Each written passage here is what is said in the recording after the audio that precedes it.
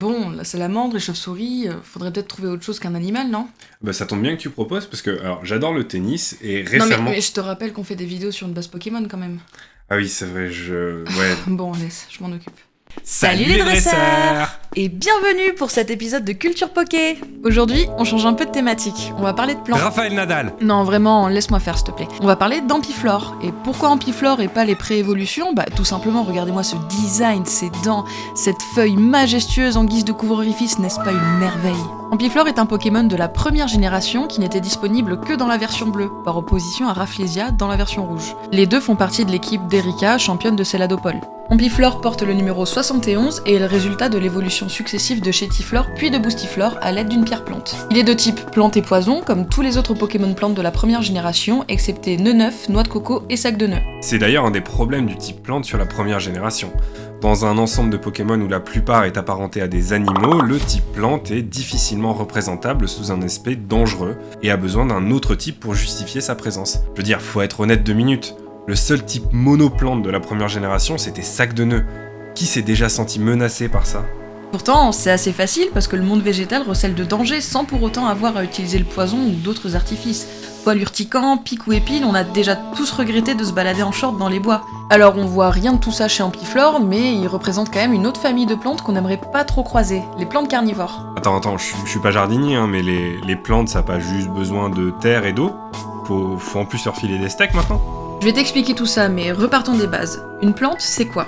Bah, c'est un truc avec une tige et des feuilles, on l'arrose et ça pousse quoi. Puis ça fait de la photosynthèse aussi. Bingo! Une plante, c'est donc un organisme vivant capable de convertir l'énergie solaire en matière qui sera ensuite mangée par les herbivores. Et pour ça, il leur faut plusieurs choses. De l'eau, du soleil, mais aussi tout un tas de nutriments qu'on trouve dans les sols, notamment du nitrate et du phosphore.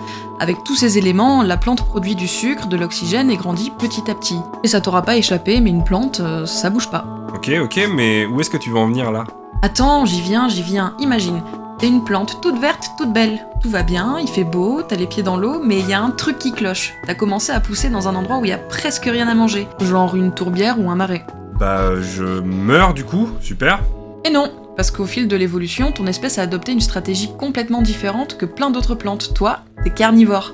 Tu vas chercher ta nourriture ailleurs que dans le sol. Ah ouais, non mais non mais je savais, mais je mange quoi du coup? Alors, tu te doutes bien que ça va être compliqué de manger des gros trucs. Quoique, selon l'espèce, ça peut aller jusqu'à des limaces, des rongeurs, voire même des petits oiseaux. Mais dans la plupart des cas, tu mangeras des insectes. Il y a plusieurs dizaines d'espèces de plantes carnivores dans le monde, mais on peut globalement les répartir en deux grandes catégories selon le type de piège qu'elles utilisent, les pièges actifs et les pièges passifs. Et pour les pièges actifs, il y a encore deux catégories, les pièges à glu et les pièges à loup. Des loups?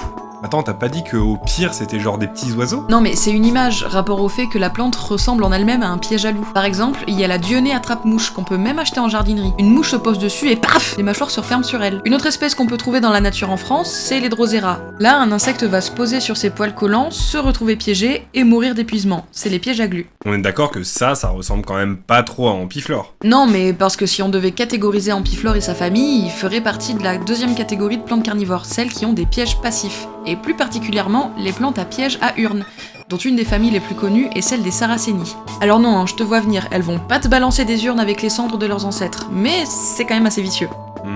Dommage. Mais bon, allez vas-y, donne-nous l'explication réelle et un petit peu moins fun, tant pis.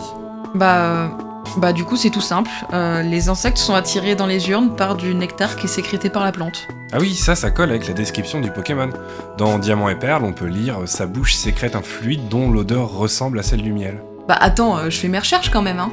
Et du coup, une fois que l'insecte est rentré, il sera quasi impossible pour lui de ressortir. Certaines urnes ont des poils sur leurs parois pour les empêcher de grimper, et d'autres au contraire sont beaucoup trop lisses.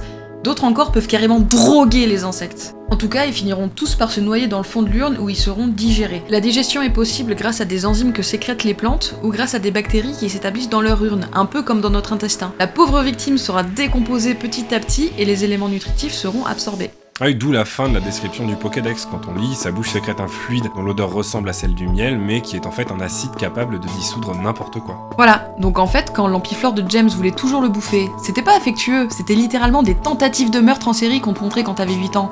Et toi, tu trouvais ça rigolo. Bon, après, elles sont carnivores, faut bien justifier le terme. Et d'ailleurs, Pline, il a pas dit une petite dinguerie sur les plantes carnivores? Et bah justement...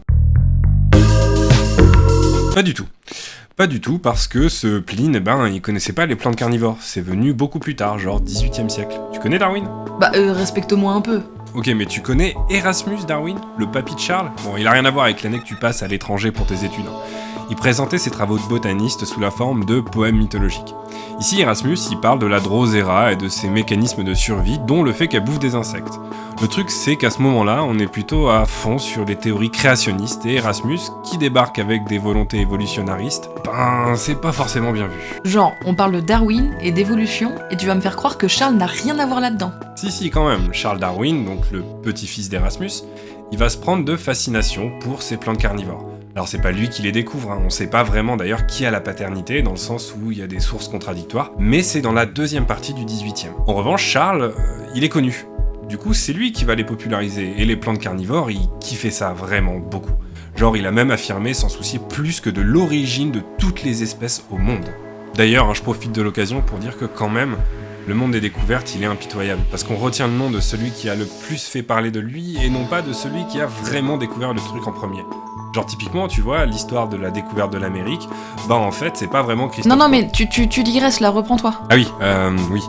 Donc, Charles, c'est justement lui qui montre que ces plantes mangent des insectes pour récupérer les nutriments qu'elles n'ont pas dans le sol, comme t'as pu le mentionner avant. Et d'ailleurs, pour continuer avec la famille Darwin, c'est Francis, le fiston de Charles, qui va poursuivre les recherches sur les plantes carnivores. Francis, il a d'ailleurs vu la naissance de toute la mythologie des plantes mangeuses d'hommes. C'est vrai qu'avec un nom comme Plantes carnivores, on était bien obligé de balancer un lore un peu plus épais que mangeuse de mouches, ça fait rêver personne. Exactement. Et du coup, à la fin du 19e, il y a des explorateurs et des auteurs qui rapportent des récits assez incroyables de plantes ou d'arbres mangeurs d'hommes après des voyages dans des contrées lointaines. Le nom carnivore, il arrive d'ailleurs dans ces années-là, parce que la famille Darwin, elle appelait ça les plantes insectivores. Des mythes comme ça, il en existe 4 notables. Et grâce à la magie du montage et une panne d'inspiration narrative, je vais te les présenter les uns après les autres. l'arbre mangeur d'hommes. En 1874, le poète Edmund Spenser publie un article dans le journal New York World où il relate les péripéties d'un aventurier allemand, Karl Lich, qui aurait assisté à un sacrifice par la tribu des Mkodo à Madagascar. Cette tribu vénérait un arbre qui ressemble plus ou moins à un ananas géant, et au centre de la tige de l'ananas, on y trouvait une sorte de liquide mielleux. Les Mkodo forcèrent alors une femme à monter au sommet pour y boire le liquide, mais une fois bu, l'arbre s'éveilla et engloutit la femme. C'est évidemment faux, purement fictif, mais quelques années plus tard, un gouverneur de l'Oregon, Chase Osborne, a repris le récit pour en faire un livre et se faire du pognon dessus. Et c'est en 1955 qu'un Allemand, Willy Ley, a bien confirmé que c'était juste un bon gros fake dans son livre Salamanders and Other Wonders. Le Douniac. Le Douniac, c'est une sorte de Drosera gérante du folklore philippin qui piégerait ses victimes à l'aide de tentacules en les enroulant autour de la victime pour la soulever jusqu'au sommet de l'arbre. Le Yateveo. D'une manière un peu similaire, on trouverait en Amérique centrale le Yateveo, je te vois en espagnol, qui piégerait ses victimes en ayant l'air d'un arbre où il fait bon se reposer, sauf qu'en fait, pas du tout. Ah vas-y, c'est bon. L'Umdlebi rentre dans une autre catégorie. C'est le sujet d'un article de la revue Nature en 1882 où un missionnaire envoyé en Afrique du Sud témoigne de l'existence d'une plante qui empoisonnerait toutes les créatures qui s'en approchent. L'Umdlebi est alors qualifié de plante proto-carnivore, c'est-à-dire qui empoisonne des proies pour que la décomposition des cadavres dans le sol leur apporte les nutriments nécessaires à leur développement. En fait, cette légende proviendrait très probablement d'une mauvaise compréhension du missionnaire de l'époque. Parce qu'il y a un arbre qui s'appelle l'Umdlebe, en zoulou, qui lui existe vraiment. Et il est d'ailleurs sobrement appelé l'arbre de l'homme mort, et fonctionne sur le même principe. Sympa, mais on est d'accord qu'il y a absolument rien de vrai dans tout ça. Rien du tout. Tout est inventé ou mal perçu. Pourtant, quelques-unes de ces histoires ont une crédibilité certaine, genre l'Umdlebi qui a été publié dans Nature. Et Nature, c'est pas n'importe quel journal scientifique. Du coup, ça va faire que les plantes carnivores vont prendre une place notable dans la culture et aujourd'hui dans la pop culture. Au passage, l'étude de ces fausses plantes, ça porte un nom. La botanique, elle est pas vraie mais qu'elle est stylée quand même ? Pas loin. La cryptobotanique. C'est un univers à part, mais qui est intéressant à partir du moment où on prend tout ça comme de la pure fiction. Pas faux. Bon, on a vu la biologie, l'histoire, la mythologie, et côté traduction alors, ça donne quoi pour Ampiflore ? Ben, pas grand chose. L'anglais fait complètement abstraction du côté carnivore, et le Pokémon s'appelle Victory Bell, avec la contraction de Victory, Tree et Bell. En japonais, on est plus proche de notre traduction française, puisque Utsudon vient du japonais signifiant plante carnivore. En revanche, nos amis allemands, ils font une référence un petit peu plus subtile, à savoir qu'Ampiflore s'appelle Sarracenia, en référence au Sarraceni. Ah, la rigueur allemande, c'est quand même toujours un plaisir. C'est précis au moins, et c'est une traduction cool, on peut apprendre quelque chose avec. Parfaitement d'accord. Et au final, alors toi, t'en penses quoi du traitement de la plante carnivore dans Pokémon ? Bah franchement, c'est plutôt pas mal. Certes, le terme carnivore est erroné ou à minima exagéré, mais c'est du pain béni pour offrir l'aspect dangereux aux plantes dans Pokémon. C'est presque dommage qu'il lui ait donné le type poison d'ailleurs, c'était pas franchement nécessaire. Par contre, jamais Ampiflore aurait pu manger James, ni aurait pu manger autre chose qu'un Papillusion ou un Roucoule, c'est pas vraiment possible. Mais bon, le côté plante qui mange absolument tout, c'est pas que dans Pokémon. C'est vrai, des plantes du genre, la pop culture fantastique en regorge. Il y a le piège du diable dans le premier tome de Harry Potter, il y a Poison Ivy dans Batman, il y a Cléopatra, la plante domestique de la famille Addams, mais on retrouve aussi des plantes carnivores dans des films comme Jumanji, Minority Report, ou encore le très connu long métrage, Le Retour des tomates tueuses.